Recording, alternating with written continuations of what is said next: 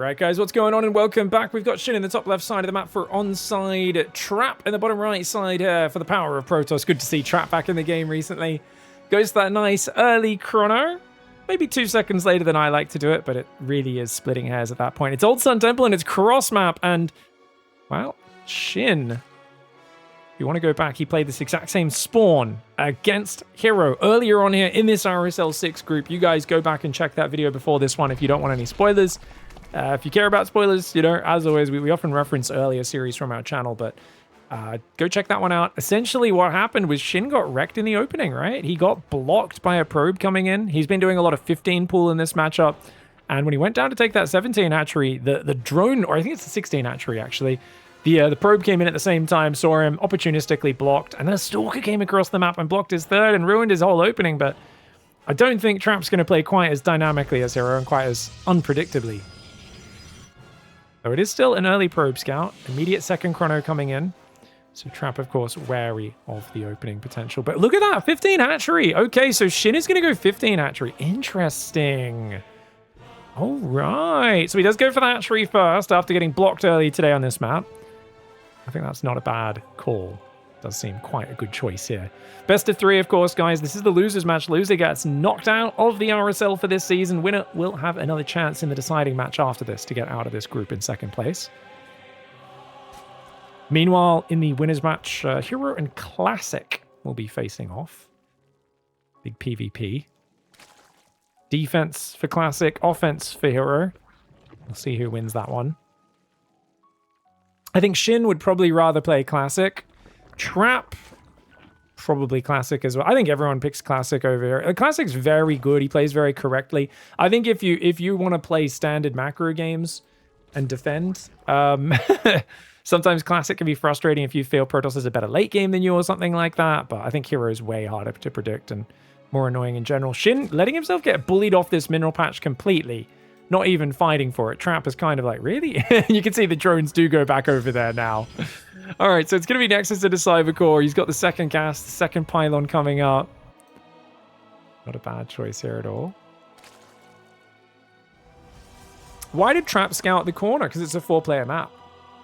So he didn't know where he spawned. So he was going to go around to all 4 spawns. You can also see Shin's Overlord went to the top right, saw no wall off, and now is heading cross map there. So Shin doesn't know where he is until this Overlord gets down here. Old Sun Temple has...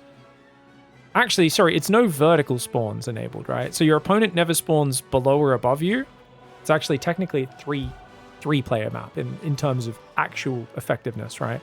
Fear and Faith is a full 4-player map, but this one only has three spawns enabled.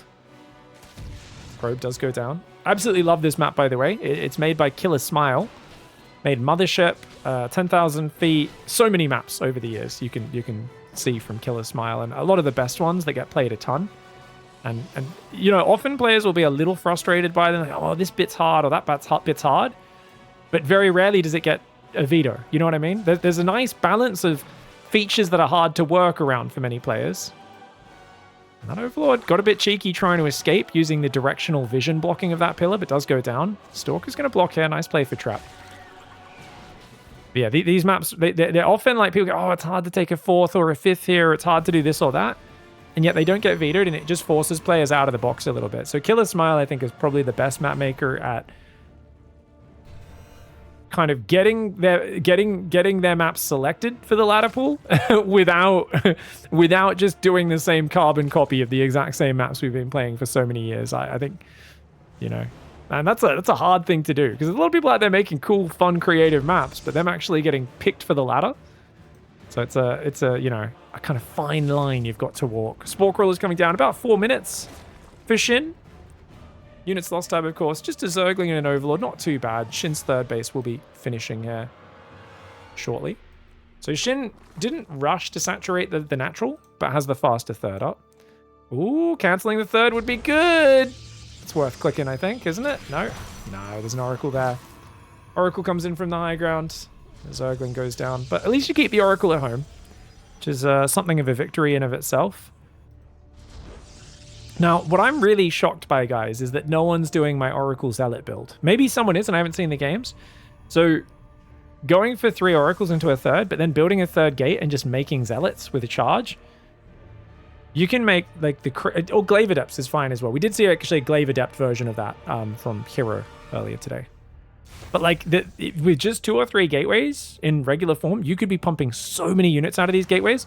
And it kind of forces Zerg to cut drones a lot earlier and build a lot of units without you having to invest in like a Robo, a Warp Prism, 3rd and 4th gateway. Even just 2 gates, you can do some shockingly powerful Zealot pokes if you get charge, or Glaive Adept pokes if you go for it. But we need to see a little bit more of that. Roach Warren's almost finished here. Is Shin going to go for the German taxi? His lair's a little bit late for that. I think this is just a macro build. His 4th base is on the way. Wouldn't be surprised to see him explode 4 more gases. See, these drones as they come out. He's going to take 2 gases there, 2 gases here. And I do think a Spire is going to go down. The only problem with Spire on this map is it's so predictable. Like, what are you going to do as Zerg? You just can play... I mean, some people will play Hydra Bane cross-map. I think it's a bad idea. Cross-map's so hard to kill Protoss. So I think the best way to play this as Shin is either Mutas or straight to Ultras. And that's going to kind of give you, I think, as Trap, a limited window of things to worry about. He's going to open Zealots to start. Robo's on the way. It's a pretty damn early Robo, that is. He's going to come in. Probes will take care of that. He's got a few Zealots out. I like that he's left his gateways in gateway form, and he is building these Zealots. It's a later Zealot build-up, but it is still quite a powerful one. If he rallies all these Zealots here, you can see he's getting supply blocked here, and that's the thing players really struggle with. The new gateway production, the amount of pylons you need is insane. Like, he needs like 5 pylons right now. He's got a lot of money stuck in the Zealot queue. That's a big misstep for Trap. Not quite adapting to that new production just yet. Hydrogen and Spire and Roach Speed and +1 on the way. So Shin is doing a Roach Hydra all-in, but he's having the Spire tech there, I think almost as a fake out. He could potentially build a round of those Mutalisks. Where did he build the Spire, guys? Am I crazy? Oh my lord, he's hidden it in the corner. Okay, that's why I was like, where is it? He's hidden it up here in the top edge of the map. Protoss has not found that just yet. Ooh, it's very exposed out there, but that's a very sneaky Spire. That Stasis Trap did not get clicked on, which I think is a little bit problematic. Zerglings and Queen's going to try to defend. There's a lot of Roaches coming in, but dude, these Zealots doing really well, even though they don't have +1. Imagine if he wasn't supply blocked, how scary this Zealot Oracle pressure would be. And like I said, I'm doing the Oracle, the Zealot pressure without +1 way, way earlier than this. And then macroing behind it. This is like a later macro version of it, and even then it still hits pretty scarily. The Spire's now up, as is Fleet Beacon. Can go Mothership, which is so standard. But if you go Mothership and Storm, you don't have a ton of other units. 3 more gateways are building, 4 more gateways. Oh, he's already gone Warp Gate. Big waste of money, in my opinion. I get it, most Protoss players are doing this, but I think you really should be staying in gateway form unless you're planning to hit an aggressive timing. And he's going out with an Archon drop against a Muta player, but he doesn't know it's Mutalisks. Uh-oh. Mutalisks coming in, 12 more drones, so it's a handful of Mutas to harass. Here comes the Roachling counterattack that's going to distract so badly. Second Stargate's on the way, so it seems like Trap realizes there is a threat of these Mutalisks, even though he hasn't seen the Spire. And he's going to stay 3 base for now, trying to build cannon and battery in his mineral lines. Starting to build Phoenix, which is the right call. The Archon's quite good. Now, he's made Sidestorm, but he doesn't have a single High Templar gathering energy. And of course, I mean, he can't really afford it. Got to build Phoenix, got to make Archon Zealot immortal to deal with the ground army. There's only 1 Phoenix, 1 cannon in the main. Then again, it's only 9 Mutalisks, which is not the scariest count. And Trap reacts very quickly. The Oracles should tag those Mutas, I would imagine. The Archon drop can keep up with it pretty well. Good probe pull away, and those 2 cannons will cover nicely. They're going to take out a few of these Mutalisks if they don't watch out. 2 Mutas down. But look at the drone count. So Shin is just confidently droning. My question is, what's he going to do with that? Because like an economic advantage is really good if you're Serral. Shin is not really a late game player. Trap is. Then again, stuck on 3 bases is Trap right now, taking economic damage, and the tech is going to have to do some really heavy lifting for Trap, just how far behind he is in supply. It's possible, but Shin is definitely the more informed player. Trap was retired for quite a few years there, and I don't know how well he'll be able to spring his experience level back up to where Shin's at. Shin is going to go for that hive. I think we're going to see Lurkers, Vipers, the whole works. Losing an Oracle does hurt. Hydra movement speed's almost here, so it's kind of like a... This is what I would call a half-assed Roach Hydra timing. He's maxed on Roach Hydra, but he's got massive worker count, double upgrades, Infestation Pit. He's going to go hive behind it. The Oracles will go down to the Mutalisks. I don't know if you can necessarily kill Trap here, but wait, Trap has no Storm. Oh my god, Trap has no Size Storm, guys. He's only got one with an energy recharge now. Uh-oh. Oh my god, where's his Storms? That he's not used to the cast range. Oh, you could see he was trying to throw the Storm a bit deeper on the Zerg army. He's not used to the cast range on those High Templar. You've got to get used to managing that new High Templar cast range. And a really bad fight for Trap. Great fight for Shin. And Shin here just kind of, you know, it's interesting. He played this like Rogue. Normally Shin's so all in with his committed attacks, but he's played this like Rogue, and he's got his finger in many different pies at once. He's a bit of Mutas, a bit of Roachling, a bit of a Hydra timing, but also I'm going to be going Hive and Lurkers and whatnot behind it. It's really hard for Trap to read, and very well played here. Very problematic for the Protoss player to just figure out what's happening. Mothership comes in, but she's got no support. Trap just took way too long to pivot back into High Templar into this game, and when you're defending, you need to have those High Templar up early. We'll do a little rewind analysis in a bit, but essentially he needed to hold this choke point out here. Remember, he got pushed back here. Zerg was able to spread a massive battle line where Storm's not effective. You need to be able to meet the Zerg in the choke point and punish them for moving through it. He let Shin walk right through that choke point and set up a massive battle line, tear the gateways down. At that point, micro's easy for Zerg.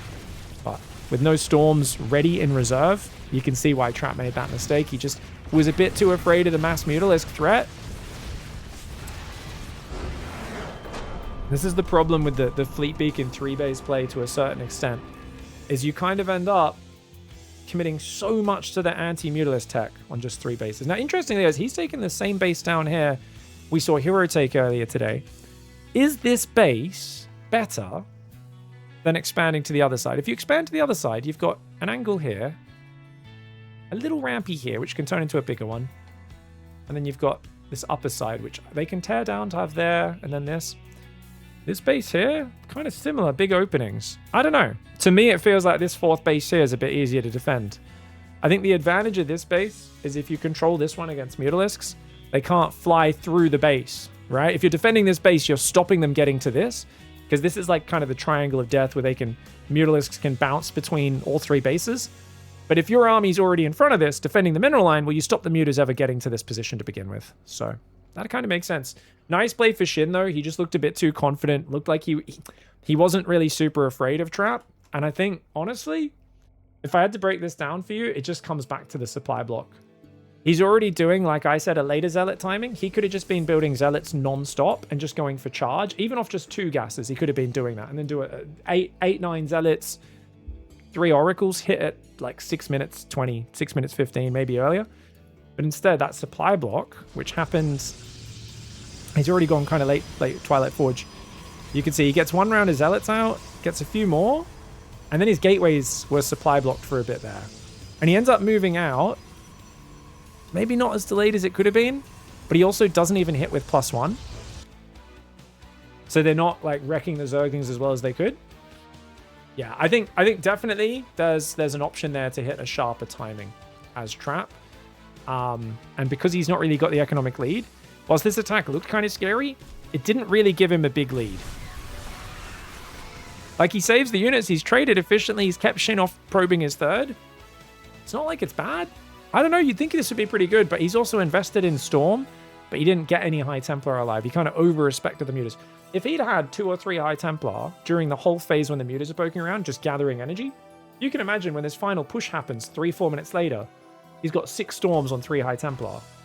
But because he didn't have any High Templar gathering energy, it's really tough. Like, what are you going to... You know, he's warping in High Templar so late. He took way too long to realize as well. He's still building just Immortals, Phoenix, and the Mothership. And obviously, if the Mothership's out, maybe he's fine here.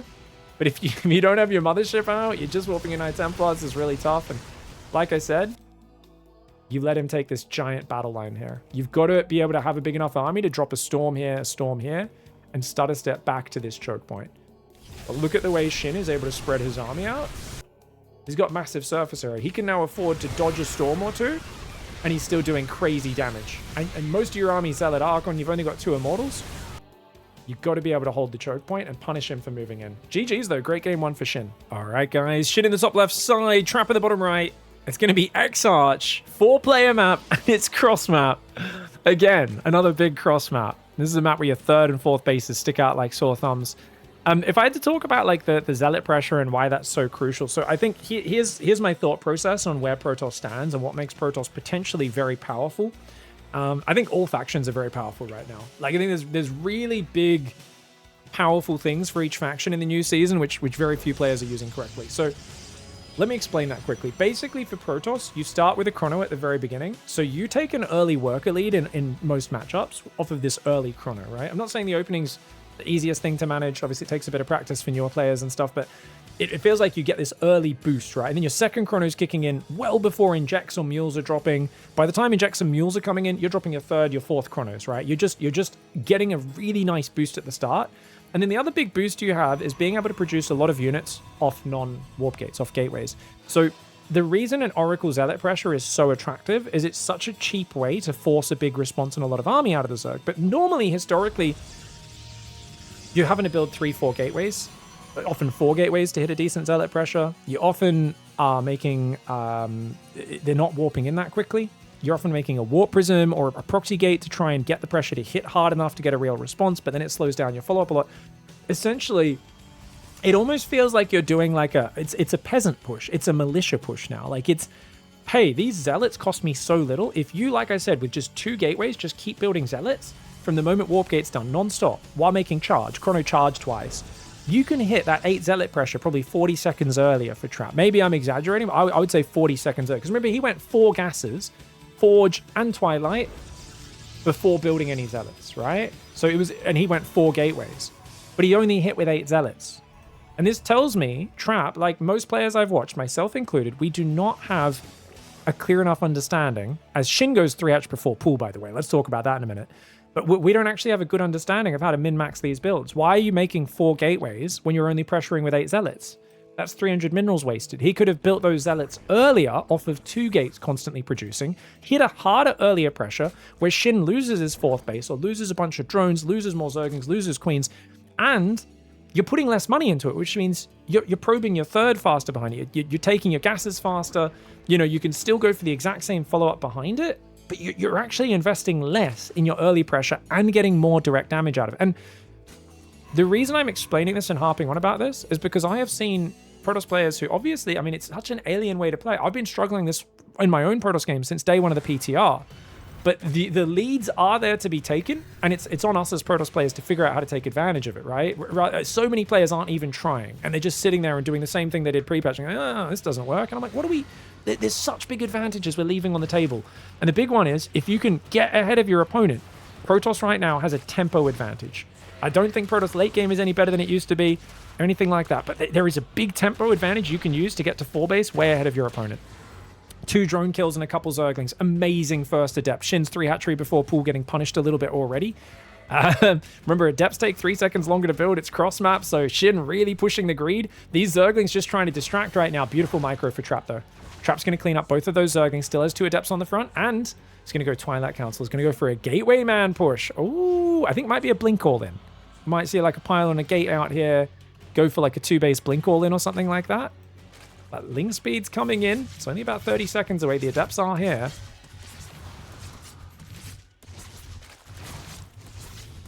Oh, Adepts are going to take out another drone. But they get surrounded. Okay, good defense. That was an overcommit there for Trap. He's not got another unit building. Oh my god. Okay, I mean, that 33 seconds. Warp Gate kicks in. Oh my god. Guys, it's bugged. The Adept doesn't lose its build time. You've got to cancel that Adept and rebuild it now that Warp Gate's finished. I thought it would automatically speed up upon Warp Gate finishing, but apparently not. You need to cancel it and rebuild it, Trap. Oh no! At this point, it's too late. But oh no! The Adept should have been out by now. The battery! Surely that's going to heal. Okay, the battery does come out in time. He's all right. He's building a pylon on the front. Glaives is on the way. 2nd gateway is already up in the back end. A 3rd gateway. It's going to be an early Glaives attack. Shin, if he goes Banelings or Roaches, could defend this. But look at this. Already on 35 workers. Trying to utilize this greedy 3-hatch. A bit of a gamble. So far getting away with it. This pylon gets found. It feels to me like Trap's going to be in the big doo-doo. Building 3 Adepts right now. But look at that. Overlord sees it. Twilight getting chrono 2 gateways there. And you know Shin's got to immediately respond. We're on Shin's camera. He's just seen it. Where's his Roach Warren? Where's his Bane Nest? Shin, you could not be more disrespectful if you tried. You've just seen a guy who's all in on ground. And only now does he build a Roach Warren. I guess he's planning to wall the front against the Glaive Adepts. He finds the pylon. Oh, and it's a Sentry Adept pressure. He's building sentries. Remember, guys, sentries build in almost no time. They are the fastest building gateway unit in the game now. I think it's 11 seconds to build a sentry out of a gateway, so very powerful. And now, because he's being scouted, Trap's pivoting, and he's trying to just play macro. Oh, this is awkward, mate. Because the Overlord sees it, and Shin was being greedy with his Rotron time, but he full walls the front, saying, okay, this is my only opening here on the backside. He's got 3 bases up, pretty well mining on minerals. No lair or anything like that, so maybe there is room to squeeze a third out on the right side, but the Zergling's going to see it straight away. And oh, he blocks it. Blocks the third. That's so annoying, isn't it? Bro does survive. He can still rebuild that, but Shin, lots of lings out. Roachwarren is up, and he says, oh, okay, you're taking a third. I'll take a lair. I'll drone. Few gases over here as well. Blink's coming in for Trap, but Trap is stuck in a very defensive stance, and that does not feel good. He did get Glaive Adepts, remember? So I'd love to see him hide a few Adepts like around and try to shade them in. But the problem is there's only one direction to shade in from, right? And that's this third base. So kind of hard to... You kind of have to wait, I think. I'd hide 2 Adepts here and probably 2 Adepts up here. And then when the Zerg pushes you, that's when you send those Adepts. And you got to kind of wait for the Zerg to attack you, I think, as Trap. Sentries should be able to defend this, I believe, with some nice force fields. Maybe, maybe not. They don't have much damage. He can limit the surface area on the Nexus, though. Got to bring these Adepts back, so he actually has some anti-Zergling firepower. Yeah, the Adepts do fine there. 3 more gateways coming in. 3rd Nexus. I think when you're behind like this, you need to not overbuild gateways. You see how he's going to 7 gateways right now, guys? Off 3 gateways, if he's constantly producing, he won't be able to spend his money on 3 base. But you can tell Trap doesn't know that. He's not really learnt the new gateway production yet. Unless he's planning to do an all-in with Immortal Blink Stalker Sentry, which is possible. 3 base Immortal Blink Sentry timing, if your opponent doesn't go like Ravager Bane, can actually work pretty well. And he's not probing right now. He's making a Prism. Yeah, he's going all in. Okay, no, okay, it makes sense. He's going to go all Warp Gates and go all in. This makes sense. It's very desperate, and a Baneling Nest goes down. That's bad sign for him. He's going to push forwards now. You can see he's not really probing his third at all. He built a battery. I think that was more of a let's pretend to be defensive. Try and show your opponent a sign of macro so that he drones, but Shin stopped at 64. Shin knows there's no oracles on the field or anything like that. He sees a lot of sentries. These are usually a unit that's going to be a bit more aggressive earlier in the game. Force fields trap a few Zerglings, but not too many, and this is a big cross map. It's hard to get a ground base pushed across the map. Not only that, his pylon is in a bit of a weird spot. He's got to get this probe to come forward and build another forward pylon if possible. And now there's a Forge and Probes building Trap. Trying to play the mind game style. Oh, you scouted my move out. I'm in a macro now. That's the 2nd time he's had to do that. So he's not been planning to do this from the start. And now Shin is going double melee carapace upgrades, which is a bizarre choice. I guess he just wants to overwhelm with a few Ravagers break the force fields. Banelings roll through the Adepts and Sentries and stuff, and Zerglings surround, and then you eventually go Ultras and you've already got the upgrade set up for it. So it's not a bad style. And this army's a bit fragile. He actually needs like a lot more Adepts to shoot down the Zerglings. And with no splash damage, it's awkward. I love these 2 Adepts though. Like I said, when the Zerg finally gets aggressive, that's when your Glaive Adept harassment will be excellent. Prism comes in. He's going to find some really good damage. Gets 5 of these drones. Cancels the shade. Picks up. Oh no, there's an air blocker. Careful. You can't move through the worker-only path. You got to be careful, guys. There's these worker-only... these air blockers on the sides of the map. Got to be respectful of those. The Adept's going to go back in. He's trying to keep Shin back right now. Oh, he accidentally targeted the wrong drone. And he loses the Prism. Unfortunate there. Trap is, of course, going Robo Bay, guys. I'm not sure if this is pre or post-patch where the Colossus got that extra little bit of boosty damage. I guess we'll find out when the Colossus comes out. Stalker blinks back. I think it is after that. Roach Ravager Ling here. Got to watch out for the Biles. The slow zones and the speedy zones make this middle area of the map so weird to engage into. Remember, Biles don't instantly break force fields anymore, so that's kind of cool to see that in action here. But with no forward warp in point, it's going to be hard. If you had a warp prism, this would be a much scarier push. Oh, this is a great ramp to control, though. Oh, this is really bad for Shin. Hallucinated Colossus comes in. The Biles, though, about to land on the force fields. 2 of the force fields sentries do go down. Oh, he needs some Adepts in here to help deal with the Zerglings.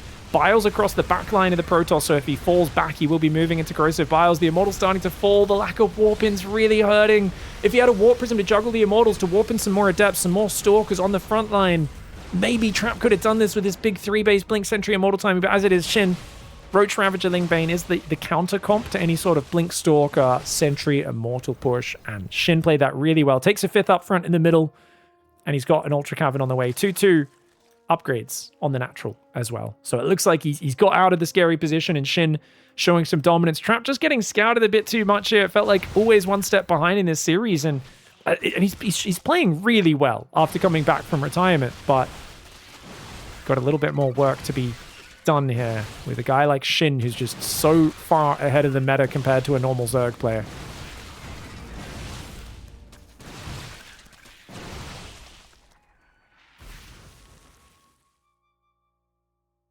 If you force fit, so since Corrosive Bile only takes off half the duration of a force field, if you hit it with 2 Corrosive Biles, does it put it down to 25%? No, it's 50% of its max duration. So a force field lasts 11 seconds, I think it is. So a Ravager Bile removes 5.5 seconds. So yeah, if you drop 2, it would just instantly kill it. Usually by the time the Bile comes down, let's say 3 seconds have gone by anyway. Plus 5.5. So usually even a single Bile means the force field only survives for like about 3 more seconds either way. Disruptor's on the way, but it's not ready just yet. Disruptors and Storm necessary to hold on against this Ravager Ling Bane army. But look at that, Roach run by in the south, and the Ravager Ling says, hey, that was a distraction. And the Nexus on the 4th goes down. There is one Colossus out here, guys. Unfortunately, with this overlay, actually, I can't see their exact damage. But that's only going to help against the Roaches and the Ravagers and the Banelings, not so much against the Zerglings. Roach is going to try to run in one more time, but I think the Stalker should be okay with the shield battery to at least buy a bit of time. And indeed it is. The High Templar comes over. Got to be careful. If Shin's watching, he could click on that High Templar. Oh no, the High Templar! I think it just got sent to the front. Banelings rolling in the backside. And 11 probes go down. Oh, where did they came through? Oh, he broke the rocks. He broke the rocks and came through that side. Zealot run by comes in, but the Hentacles are ready. 2 Spine Crawlers stand ready. Looks like the High Templar did go down. Yes, those Roaches fall. Trap has got an economy, but Ultras are going to hard counter his entire force. He needs Immortals. He's not got any. Once these Ultras are out, they're going to be a real problem. Right now, though, there's only one Ultra with 2 more building. It's mostly a Zergling army. Colossus Storm will wreck Zerglings. If Trap can realize what's happening, make the second Robo, pump Immortals, get a 4th base up. There is a path back into this game. He's got good supply. Trap is hanging in here, man. And look at this. Hunting for where these Zealots keep warping in from. Shin has not seen exactly where the pylon is, but he should have a good idea now. Forward push. Has to be really careful. If you see those Ultras, you've got to get out of here. And look at this. Another Zergling run by on the right side. There's a cannon there. The Immortal in the open, though. Oh, sitting duck. Tries to recall the Immortal. It does go down at the front. Oh, he's getting jumped on. Disruptoring to try and kill the Ultras is actually really cute. Disruptors do enough damage. They do damage the Ultras significantly, but no Immortals there. Getting jumped on by that Roach Ultralisk ambush in the middle while distracted by the Ling run by. Stalkers will take out the Immortals. The Colossus doing very well versus the Zerglings. But Trap is just trading too sloppily for a game where he's been way behind on income for the last 6-7 minutes. GG, well played, Shin! Shuts down Trap with a 2-0 and shows his PvZ chops.